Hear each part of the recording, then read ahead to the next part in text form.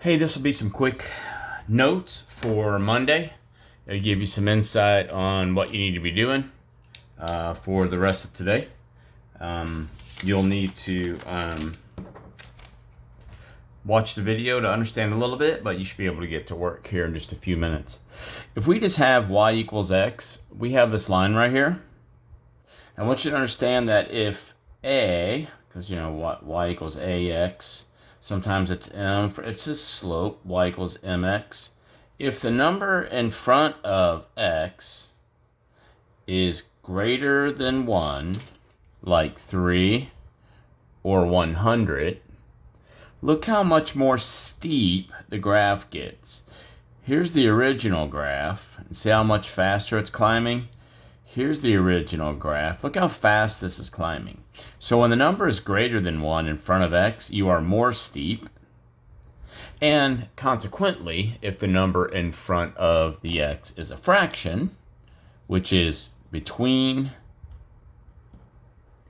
0 and 1, if you have a fraction, okay, like 1/2 or 1/10, look at how much slower the line climbs, which is considered less steep.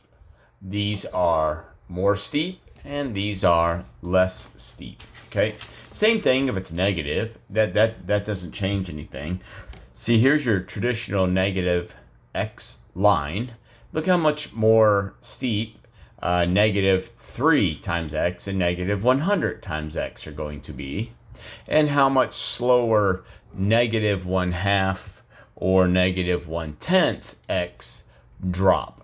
These are considered more steep, and you can tell, like if this was a mountain, this would be very steep. These would be very steep. This is more like the hill you're walking up to go to school, or the hill you're walking down to go home from school, right? So more steep, less steep. All right. Remember, we talked about this a little bit before as well. To shift a graph up, you simply have to add a number to the end of the equation. To shift a graph down, you simply have to subtract a number from the end of the equation. If we start with y equals 3x and we want to move it up 5, we literally just add 5 to the end. If we started with y equals 3x and we wanted to move this graph down 2, we literally just subtract 2 from the end of the equation. All right, this is something we've only barely touched on, but we're going to get more into it. If we wanted to move from slope-intercept form, which is y equals mx plus b, to what we call standard form, which is ax plus by equals c, where the x and y are on the same side, okay? What we would have to do is, if we started with y equals mx plus b, we could subtract the mx from both sides, and we would get negative mx plus y equals b. And there's a rule that the number in front of the x can't be negative, so we would multiply everything by -1 to get a positive. Okay, and then we'd want to with mx, now it's minus y, and now it equals negative b. Okay, so just some simple notes there. A little bit more on the standard form right here. If I had y equals -3x plus 2, notice up here, I wanted to move my x over, so I would literally just add this 3x to both sides. All right, I would get 3x plus y equals 2, and just like that, sometimes you're in standard form that easy. The basic rules for standard form are this: x and y must be on the same side. See, x and y are on the same side. Check. There can be no fractions. Okay, there can be no fractions. Notice that these are all what we call whole numbers. And check. And a, the number in front of the x, should be and must be a positive number. So sometimes you're going to have to convert. Notice that we took -3x plus 2 and we converted to 3x plus y equals 2, and that met all of our rules. One more thing we're going to talk about fractions before we move on too much is this part.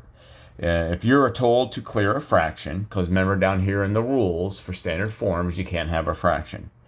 In order to clear the fraction, you just got to multiply everything by the denominator. Notice here the fraction is 1/2, so the denominator is 2. We're going to multiply everything by 2. Here's 2 times that y. Here's 2 times this 1/2 x. And here's 2 times the 7. Notice it was times everything. 2 times y is 2y. 2 times a half is 1x. And 2 times 7 is 14. Okay, so that allows us to see how to clear a fraction and helps us get things in standard form. So let's solve these real quick, and then you can stop the video as you need to, take notes as you need to, and then of course go apply this to today's Go Formative. All right, we're going to convert these to standard form. So the rules are x and y on the same side. Okay, the number a in front of x has to be positive, and no what? No fractions. Okay, and it's going to look like ax plus by equals c. Here, please notice, oops, my bad, I am writing and you can't even see. Notice that we write these capital letters. That's to remind us that there are no fractions. All right, sorry. So here, we're going to subtract this 4x from both sides. Literally, minus 4x goes over there.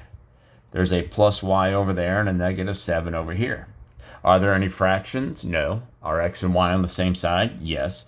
But the a, the number in front of the x, is not positive.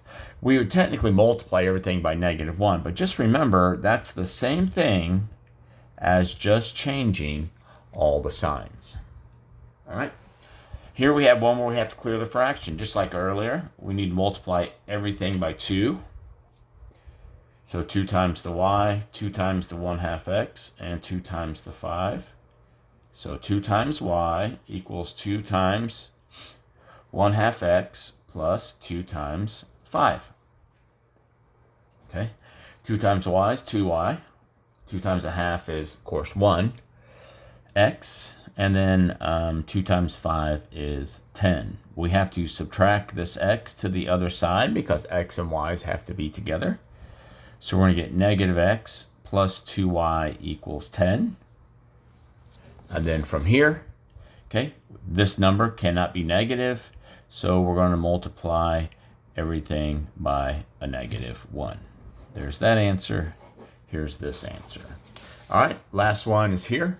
Remember, we cannot have fractions, and the number in front of x when we're done can't be negative, but let's see what happens.